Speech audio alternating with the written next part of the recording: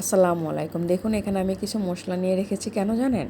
আমি আজকে রান্না করব জালি কুমড়া দিয়ে মুরগি। তো এখানে যে আদা বাটা, রসুন বাটা, পেঁয়াজ বাটা আর এখানে শুকনা যত মশলা আছে সব রকমের মশলা। এখানে আমি মুরগিটা ভালো করে ধুয়ে কেটে ছেঁকে রেখেছি।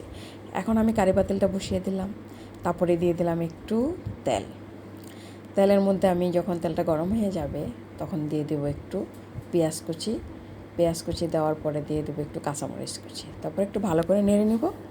নাড়া হয়ে গেলে এখানে আমি সব রকমের মশলা দিয়ে দেব, লং, এলাচি, দারচিনি, গোলমরিচ যা আছে সব দিয়ে দিব।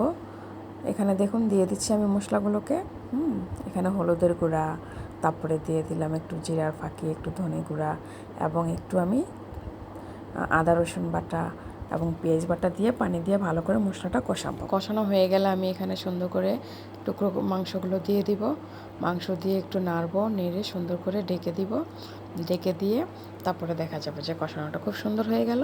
তারপরে আমি একটু ফুটানো পানি দিয়ে দিলাম, দিয়ে আমি জালি কুমড়া টুকরো টুকরো করে রাখা ছিল সেগুলো দিয়ে দিলাম, দিয়ে একটু নেড়ে সুন্দর করে জাল দিতে দিতে যখন দেখবো যে মাংসটা হয়ে গেছে তখন আমি এখানে একটু ফোড়নের গুঁড়া দিয়ে দেবো, কিছু কাঁচামরিচ, সাথে লালও দিব।